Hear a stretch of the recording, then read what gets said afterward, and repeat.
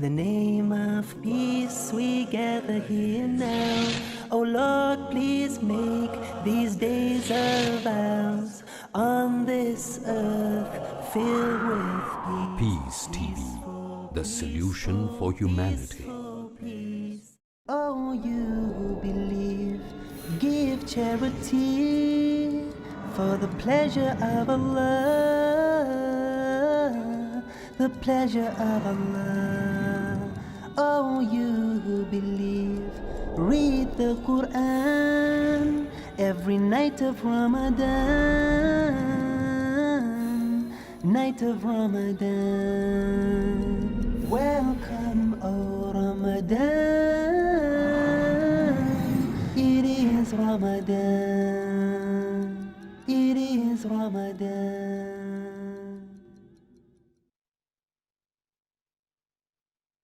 Dear brothers and sisters in Islam and humanity, Assalamu alaikum wa rahmatullahi wa barakatuh. May peace, mercy and blessings of Allah subhanahu wa ta'ala be on all of you. Welcome to the show, Ramadan, a date with Dr. Zakir. I am your host, Yusuf Chambers, and today we will be discussing the topic benefits of fasting. Dr. Zakir, once again, I greet you with salams. Assalamu alaikum wa rahmatullahi wa barakatuh. Wa alaikum assalam wa rahmatullahi wa barakatuh. The benefits of fasting, Dr. Zakir. In the previous episode, we discussed the objectives of fasting, and within the objectives of fasting, we mentioned the spiritual, religious benefits. Are there any other benefits that you need to tell the audience about? Alhamdulillah, wassalatu wassalam ala rasulillah wa ala alihi wa sahbihi ajmain, amma ba'd. A'udhu billahi minash shaitanir rajim, bismillahir rahmanir rahim, rabbi shrah li sadri wa yassir li amri wahlul 'uqdatam min lisani yafqahu qawli. As far as benefits, besides religious and spiritual benefits, there are various benefits of fasting. And as you rightly mentioned in the last interview, discussed about religious and spiritual, there are other benefits which can be categorized into three different categories. Physical benefits of fasting, there are psychological benefits of fasting, as well as there are social benefits of fasting. I see. Let's move on to the first category, the physical benefits. What exactly are the physical benefits of fasting? Since fasting mainly involves in abstaining from food, drink, and sex from dawn up to sunset, here we realize that the stomach is the main organ of the body which has the maximum diseases, maximum ailments. That's why beloved Prophet Muhammad said, it's mentioned in Ibn Majah, volume number 4, hadith number 3349. Our beloved Prophet said that there is nothing better that a son of Adam can fill in the container with more evils than the stomach. It is sufficient for a man to be on his feet with a few morsels. But if he has to eat more, he can divide the stomach into three parts. 1/3 for the food, 1/3 for the drink, and 1/3 for his breath, or 1/3 for the air. So what we realize that the maximum diseases originate in the stomach because it's house for bacteria. And the food that we eat, it enters the stomach. From the stomach, it gets digested, goes into the intestinal tract. Then the food nutrients enter the bloodstream and then goes to almost all the different organs of the body. And we realize that the stomach is working continuously throughout the life. It never gets any rest. When we fast, this stomach, which is a very delicate organ, though it's very delicate, it is a very complicated organ. It's delicate, at the same time it's very important. It keeps on working throughout the day. This organ, while we fast, when no food enters for several hours, it gets rest. And the toxins that are there in the body, they are removed, they are purged out. So fasting is a very good way that physically it's beneficial for the body, it removes all the toxins, and it helps in various diseases. What about the psychological impacts upon the human psyche regarding fasting? I think that's very important.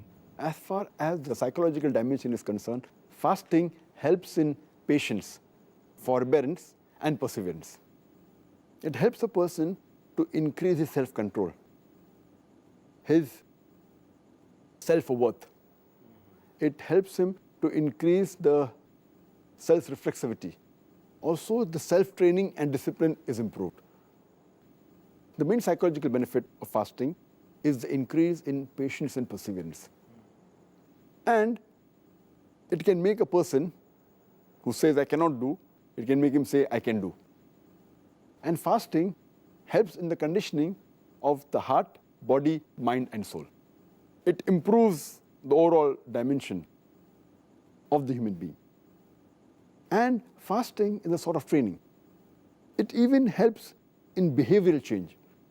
And changing a behavior is very difficult. A person who's used to a particular behavior, to change a person's behavior is very difficult. It is, as we say, that the best type of jihad is jihad fi nafs.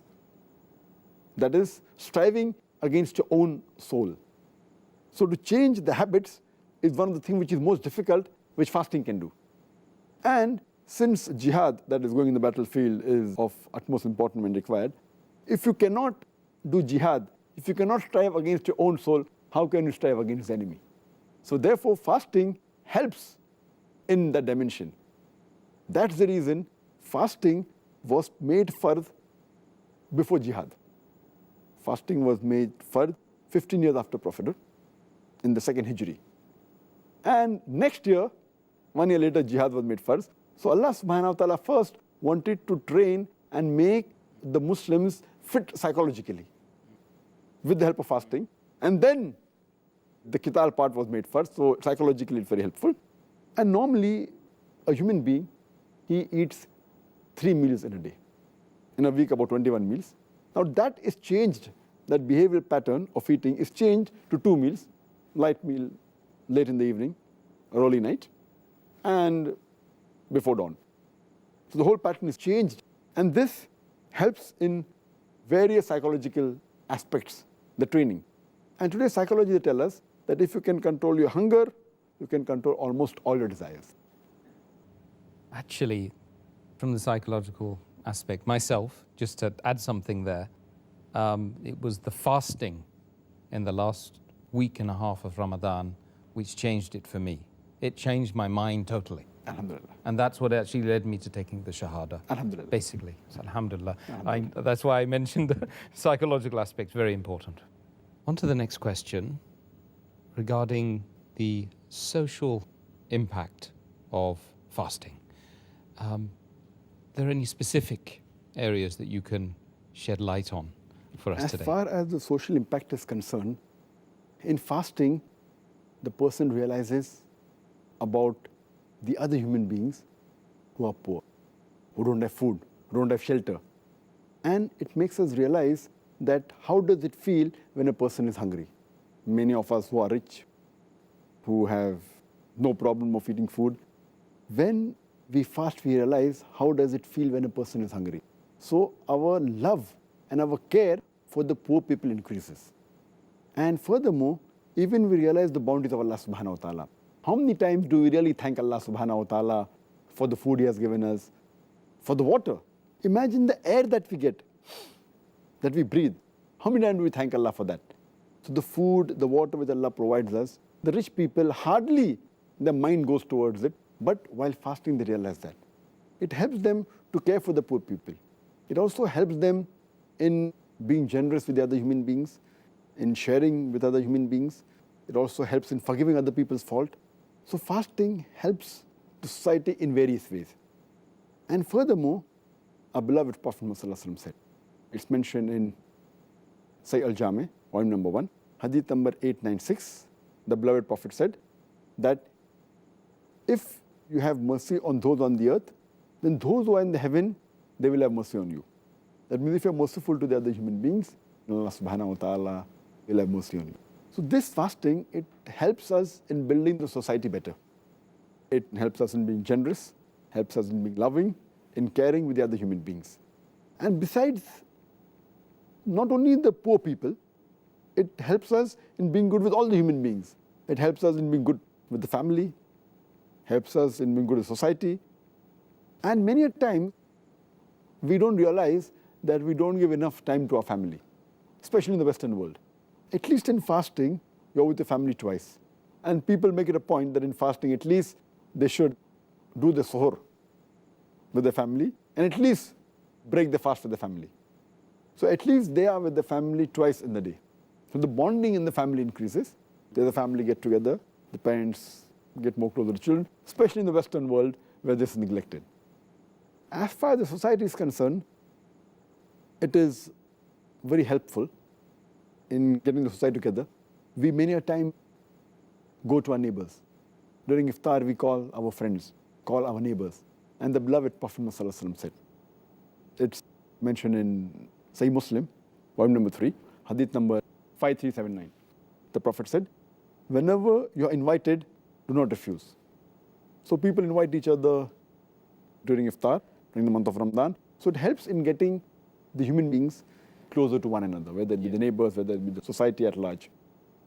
And it's also a very good time for self-improvement as well as doing islah and dawah. We meet people in the mosque. Many people who don't go to the mosque at the month of Ramadan, they come to the mosque. We meet them, we can chat with them, we go for tarawih. And this is the time we can do islah. We can do dawah to the non-Muslim. And as you rightly said, Ramadan was the month, the time we changed your heart. And Allah gave you hidayah. This is very important. And that's why the beloved Prophet ﷺ said, mentioned in Sunan Tirmidhi, hadith number 1924, that Allah bestows His mercy on those who themselves show mercy to others. Again, a Prophet says, and he continues in the hadith, that if you are merciful, the merciful will show mercy on you. And he further says that if you show mercy to those on earth, those in the heaven will show mercy to you. So fasting helps in building up the society and getting people closer to one another. Jazakallah khair, Dr. Zakir. Let's move on to the next question. I want to come back to some of the points you were mentioning under the physical changes and benefits of the fast. What are the medical implications of fasting? There are innumerable medical benefits when a person fasts. I'll just mention a few of them. It organizes the heartbeat and relaxes it. It reduces the pressure on the heart arteries, and it reduces the fat, the cholesterol, as well as the acids. It releases the pressure on the liver. Fasting also decreases the secretion of the digestive glands, which normally causes ulcer. There are less chances of having kidney stones when a person fasts. Fasting is also helpful in non-insulin dependent diabetes. And fasting is also helpful in reducing the weight. Fasting as a whole, it is beneficial for the whole digestive system as well as central nervous system. Fasting helps in removing the toxins from the body. Fasting increases the immunity of the body. Fasting also reverses the aging process. It increases the longevity, lifespan of a human being. Fasting also helps in creation of more of T cells, which are known as killer cells. And fasting as a whole, it rejuvenates and overhauls the complete body. And there are various diseases which are helped when a person fasts. For example, a person who's suffering from certain diseases, and if a person fasts, it's helpful for him. For example, in cardiovascular diseases, if a person is suffering from asthma, from arthritis, from digestive disorders, if he's suffering from lupus, from skin disorders, if he's suffering from non-insulin dependent diabetes, there are various, the list can go on and go on. And it is even helpful in removing a person who's addicted to things which are haram, and even medically they aren't good. For example, smoking, or a person who is an alcoholic, or a person who's a chain smoker, fasting helps him in breaking this wrong habit and addiction. Let's move on to the next question. Relates to the science behind the benefits of fasting. There are some people, and I want to know whether they're right or not, who say that fasting actually has some harmful effects on a person, psychological, social, physical, etc. Is that correct? Several researches have been done by many scientists as far as fasting is concerned, and what effect does it have in various aspects of the human body. And scientists will tell us that when a person takes in food, it increases the metabolism of the body. When the food intake is reduced, or when a person fasts, the body metabolism rate goes down by about 22%. And if you fast continuously for several days or for a month, then this stabilizes at a lower rate. So the body metabolism rate is reduced by fasting. Further, there was research done on various groups of male and female Muslims who had fasted, and it showed that there was a slight reduction in the body weight, but there was an increase in the glucose level. As far as all the other things are concerned, it remained constant, whether it was the testosterone or the cortisol, whether it was sodium, potassium, urea, whether it was cholesterol, whether it was HDL, high density lipoprotein, whether it was LDL, low density lipoprotein, whether it was TG, the triglyceride, all these, the body level, they remained the same. The fasting did not have any effect on them, except it increased the glucose level, and there was a slight reduction in weight. When another research was conducted in Iran, where some men fasted for about 17 hours, for about 30 days in the month of Ramadan, it showed that it had no effect on the male reproductive hormone, on the testosterone. And it had no effect on the HPTA as well as on the thyroid hormones. There were several researches conducted. There was also a study made, which was called as increase in oxidation in the month of Ramadan on healthy women, away from maintaining the weight maintenance. And it showed that during fasting, there was no change as far as the physiology of the body was concerned. The weight was same and all the functions were the same. Fasting increases the fat oxidation and decreases the carbohydrate oxidation. And we have to realize that we have to let the physicians of the Western world, they should know that they should note the levels of bilirubin and glucose while fasting. There were further studies conducted that fasting increases the mucosa developed B lymphocyte cell responsiveness, but did not show a change in the B lymphocyte responsiveness of the rheumatoid arthritis and the health volunteers. But in fasting, it increased the longevity of the life, increases the lifespan. There were many researches conducted in animals, it increases lifespan. Further research was conducted on the lactating women. When they fasted, the fasting did not increase or decrease. There was no change in the milk volume, as well as the content of the milk. The glucose level was the same. The fat concentration was the same. The lactose content was the same. There was no change per se as far as the lactating mothers were concerned. There were researches done regarding fasting's effect on menstruating women, as well as the reproductive cycle. And when the research was done, there was no change whatsoever. There wasn't any change in the menstrual cycle in fasting, or there was no negative effect, no positive effect. So it is wrong to say that fasting has an ill effect. There are many benefits which we discussed earlier. But there are certain positive points that fasting has helped in certain diseases. For example, rheumatoid arthritis, osteoarthritis, it helps. And what we realized that when researches were done, that on animals. When they are sick, they don't prefer having any food. Same thing with the children. When children get sick, they don't prefer having food. It is the family members who force them to have food.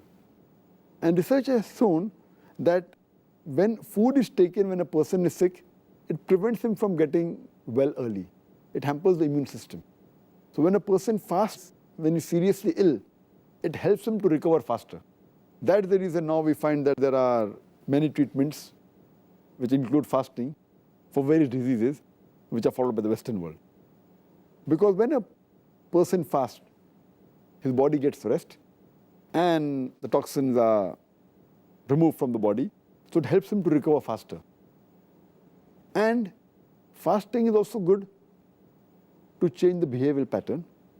And if a person is addicted or a person is alcoholic, as I mentioned earlier, or is a chain smoker, if he fasts, it's a good point that he can stop it throughout his life.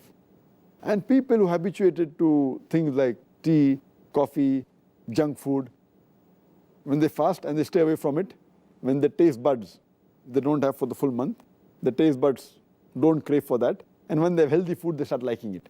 So it's a good time to stay away from junk food. If you can do it for 1 month, you can do it throughout your life. Yes. And there are certain diseases. For example, insulin-dependent diabetes.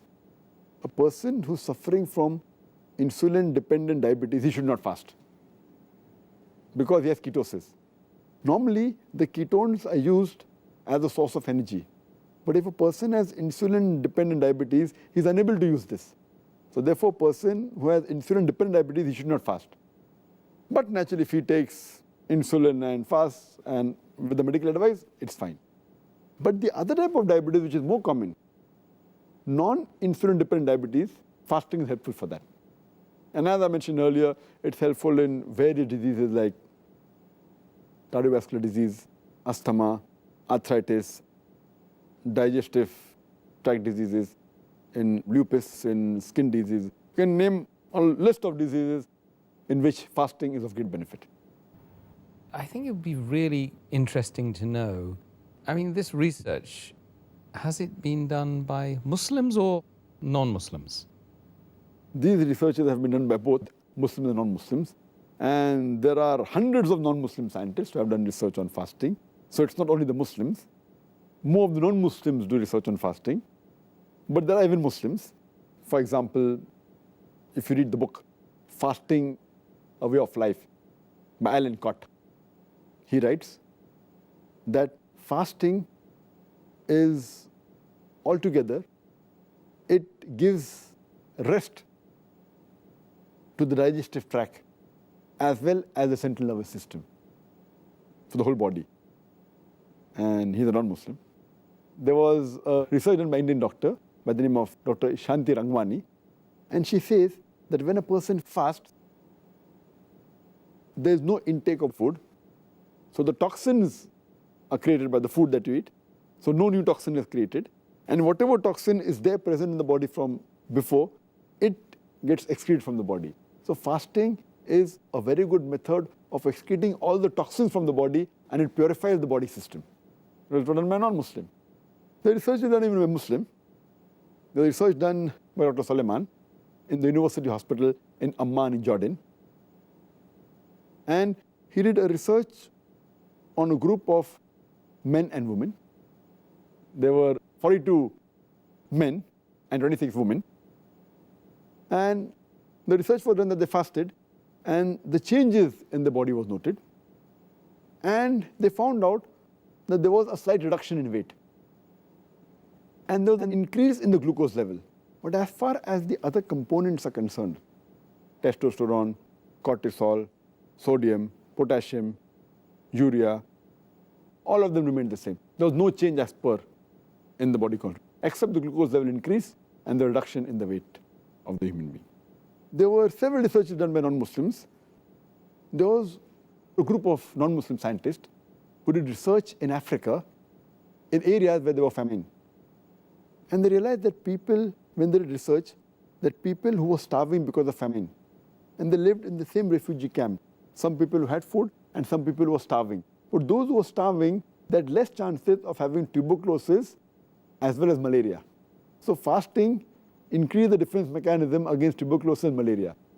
So it's Allah's mercy, alhamdulillah. Can you believe? Because they were starving, it prevented them from having tuberculosis as well as malaria. Allahu Akbar. There were researches done by non-Muslims which show that fasting increases the longevity, increases the lifespan, and it has a reversal on the aging process. There was research done by a Muslim scientist by the name of Dr. Osama Kandil in the Harvard University. Muslim, but in a non-Muslim country, non-Muslim university. And he did a research on patients suffering from cancer.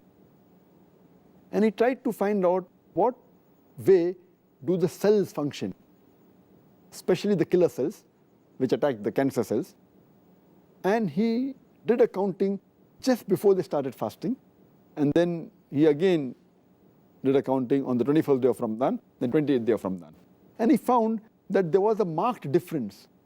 After 21 days and 28 days, the number of cells, the killer cells, they increased. And these cells, they attack the cancer cells.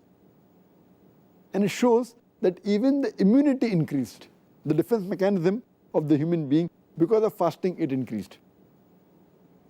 And there was another research again done in the same patients, and it found out that the T cells, which are normally required for the defense immunity of the human being, they increased to a great level.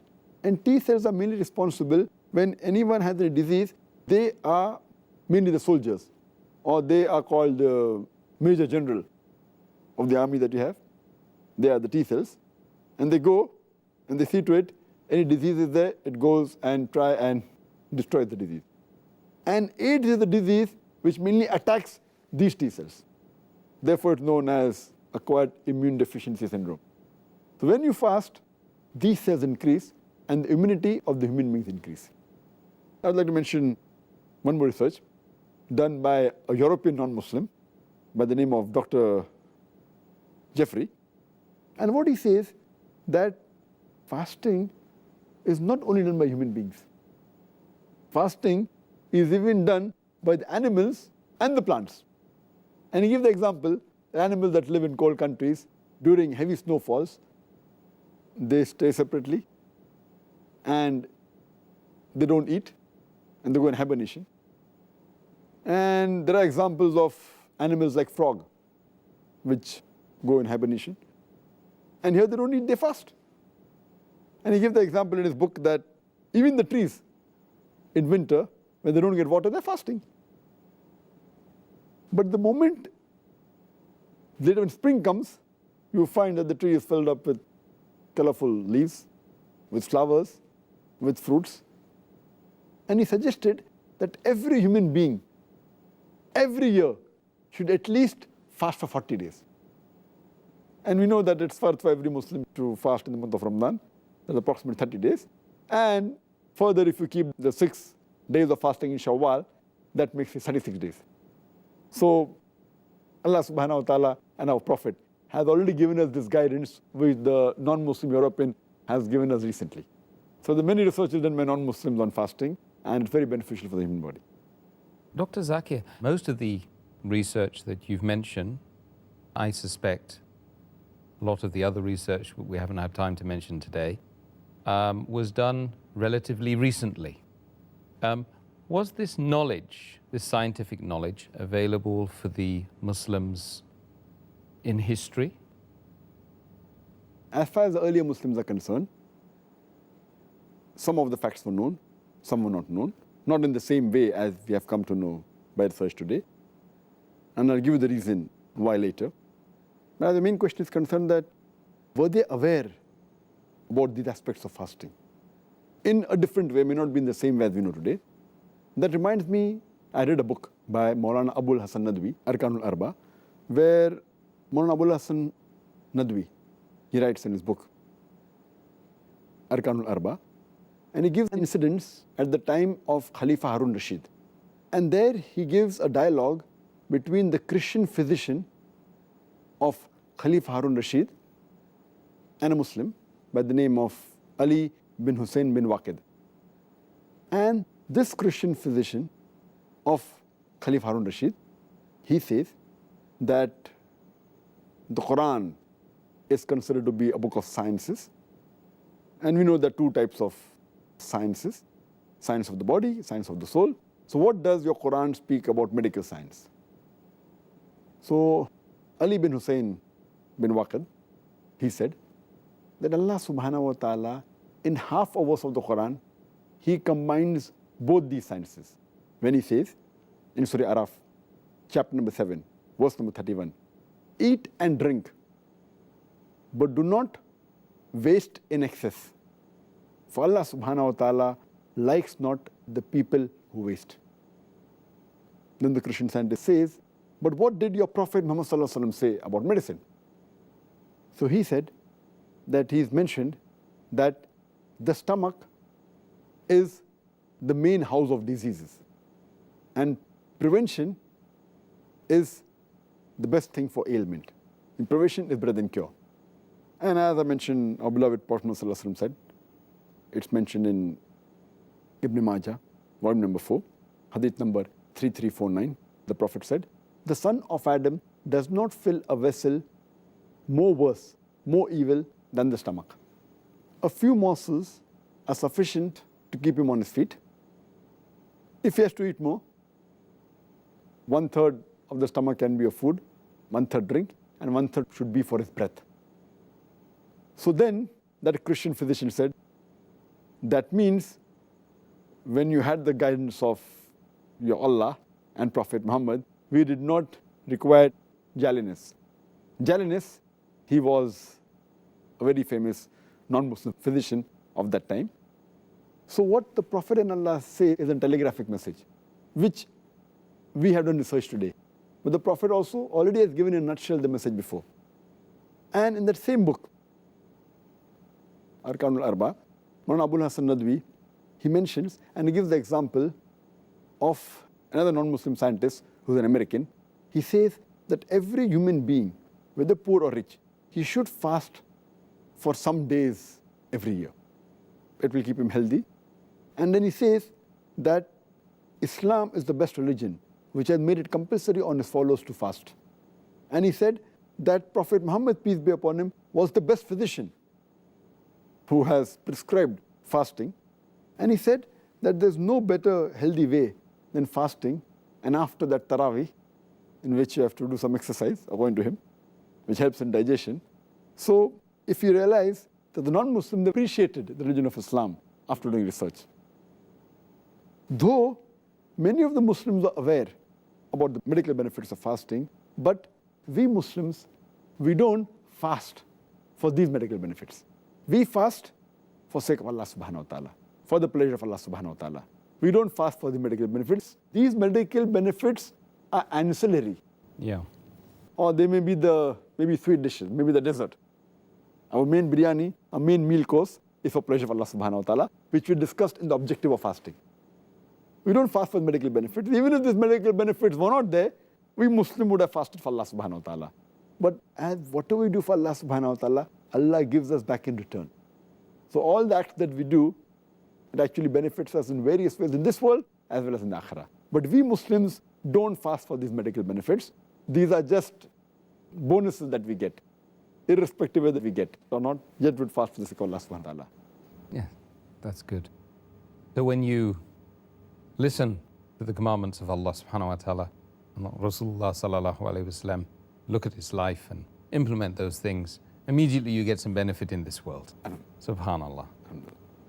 Dr. Zakir, may Allah give us great benefits through the fasting. We've discussed so many benefits. There's so many to discuss, Dr. Zakir. I think we could have 3 programs on this, just on this subject alone.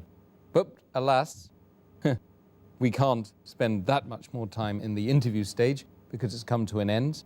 And we need now to take some questions from the audience, from the people watching Peace TV. So let's move on now.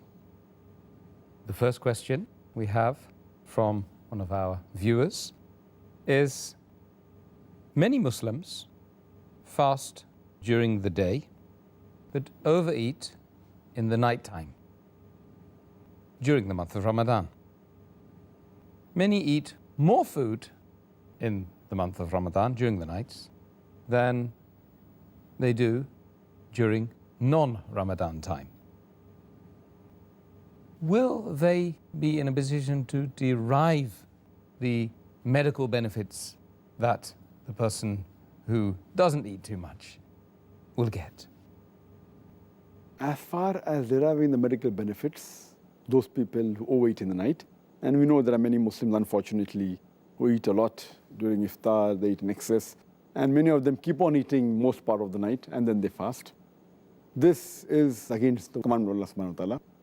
Allah says in Surah Araf, chapter number 7, verse number 31, eat and drink, but waste not by excess. Allah subhanahu wa ta'ala does not like the wasters.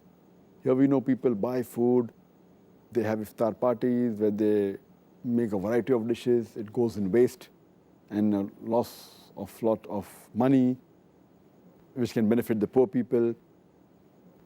Surely this is not the way of Islam. And as I mentioned earlier, beloved Prophet Muhammad, it's mentioned in the hadith of Ibn Majah, volume number 4, hadith number 3349, that the son of Adam does not fill a vessel more worse than the stomach. Few morsels are sufficient to keep him on his feet. If he wants to eat more, you should divide the stomach in 3 parts, 1/3 for food, 1/3 for drink, and 1/3 for his breath, or 1/3 for air. Based on this, but natural overeating is against the sunnah, against the commandment of Allah subhanahu wa ta'ala, and even he will not get the benefit of fasting. Fasting means a person abstains from food and then has normal, doesn't overeat. So most of the benefits that are mentioned in the medical benefits, most of them he will not get. Some he may get. Sometimes if he overeats excessively, it may cause a damage to health. It's like, I gave the example in the last episode, person eats, then he puts his finger in the throat and vomits out. So the food he eats will not make him healthy. So here the fasting will not benefit if he overeats. It goes against the principle of fasting. Good. I think that's a very concise answer, and that's what we need. There's lots of questions to get through, Dr. Zakir. Second question from one of our viewers again. If a Muslim fasts with an intention of reducing his or her weight or dieting, will he get the reward of fasting, he or she? If you're talking about reward in general, Islamic, they're talking about Jannah, forgiveness, etc. Our beloved Prophet said in Sunan Tirmidhi, book of fasting, hadith number 2331, that there's no fast for a person who does not intend to fast the night before. Intention is a must. Intention means for the sake of Allah subhanahu wa ta'ala, for the pleasure of Allah subhanahu wa ta'ala. A person who doesn't have this intention, surely he will not get the religious benefits. He will not get the spiritual benefits. The reason why we fast, that is taqwa, what we discussed in the last episode. As far as the other medical benefits the person does for dieting, or if he does for weight loss, he may get those benefits. Like there are people who fast maybe for political reason, people do hunger strike, people, they fast for a pressure. Some people fast, as we mentioned, for weight loss, for dieting. So that part of the medical benefit they may get, but not the benefit completely of Islam. And as Allah says in the Quran, in Surah Hud, chapter number 11, verse number 15 and 16, anyone who does any deeds for this world, Allah will give him the reward without diminishing for this world. But he will have no reward in the hereafter, except for hellfire. And he's really, the person who does such deed is really misguided. So fasting only for weight loss, dieting is just, it is penny wise, pound foolish. What I've realized that we have to mainly fast for the sake of Allah subhanahu wa ta'ala. Then we get the overall benefit. Okay, I'd prefer to be a little bit fat and then, but go to paradise actually, wouldn't you? Okay. No, you can become thin and yet go to paradise. Yes. If you fast the complete right way, like the sunnah of the Prophet Muhammad. Absolutely. Muhammad wasn't fat. Alhamdulillah. Yes, I get your point, Dr. Zakir. Next question. The Prophet Muhammad sallallahu alaihi wasallam, we've heard in previous episodes of the series, used to break fast with the dates, and it's therefore highly recommended to break fast with the date. Can you inform us about the medical benefits of dates? Dates is a wholesome food. Dates contain high level of carbohydrates, 44 to 88%. It has a low fat content, 0.2 to 0.5%. There are about 15 minerals and salts in dates, about 6 vitamins. The protein level is 2.3 to 5.6%. It has a high fiber content, 6.4 to 11.5%, depending upon the different types of dates. And if you realize that because of the high carbohydrate content, it is a very good source of energy. The moment you have date, immediately it gives you energy. It is far better than any other, whether you have the glucose powder, etc. The date gives instant energy. And a person can survive only on dates and water for days and months together. And our Prophet Muhammad, there used to be no food for days and weeks together in his house, and he used to survive only on date and water, sometime on date and camel milk. So date is a wholesome food. The fat content, it doesn't increase the weight, hardly any. So there's no risk a person who's afraid, oh, the weight will increase. That's not there. As far as the minerals are concerned, it contains about 15 different minerals. It even contains fluoride, which prevents the tooth decay. It contains selenium, which fights against cancer and increases the immune system of the human body. It contains about 6 vitamins, though to a less degree, less content.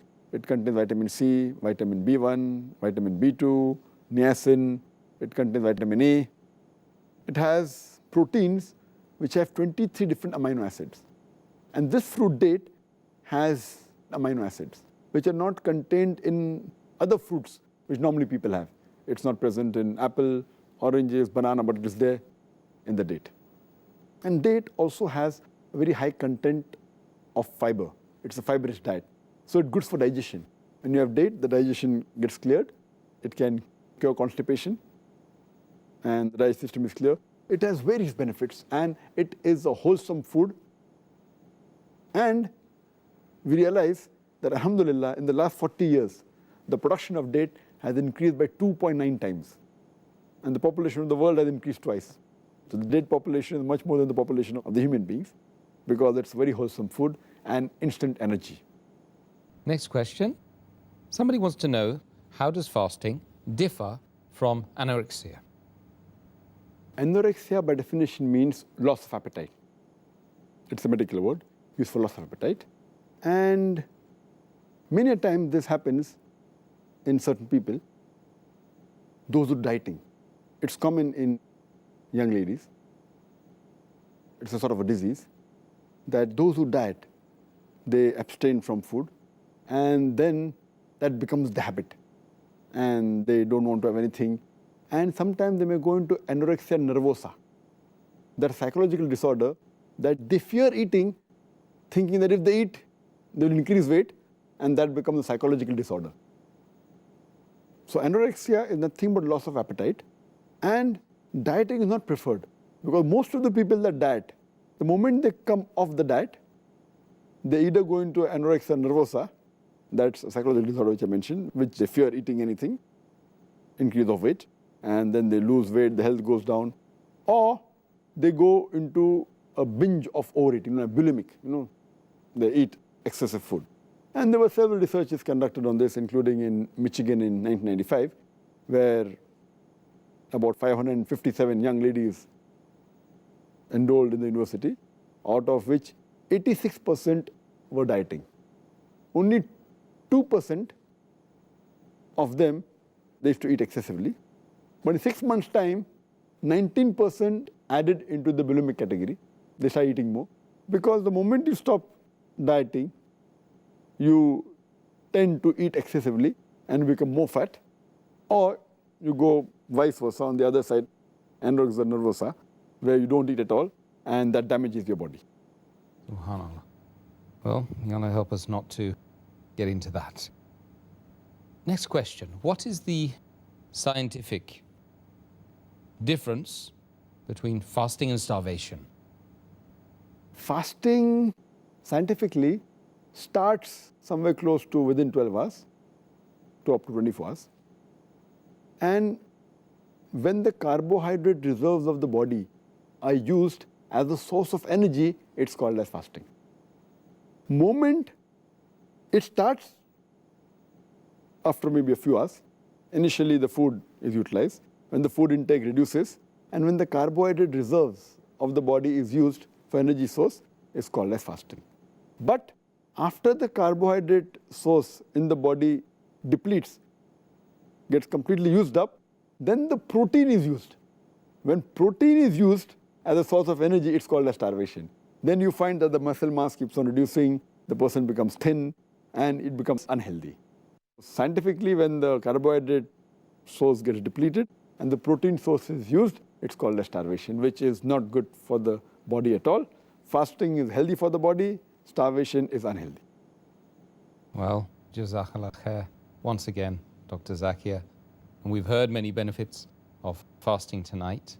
And I hope and I pray Allah subhanahu wa ta'ala enables us to take those benefits and the instructions you've given tonight and utilize them during this wonderful month of fasting. Jazakallah khair. Yeah. Dear brothers and sisters, may Allah subhanahu wa ta'ala bestow benefits for the whole of this month regarding the fasting, especially as now you've got no excuse because you've heard all the medical raison d'etres and all the spiritual, religious, physical, psychological, medical reasons. You've got absolutely no excuse. So please take benefit of Dr. Zakir Naik's advice in this show and in the preceding shows. And we will join you same time tomorrow when we will be discussing Ramadan, the month of repentance. Assalamu alaikum wa rahmatullahi wa barakatuh. حافظين ذاكرين قانتين خاشعين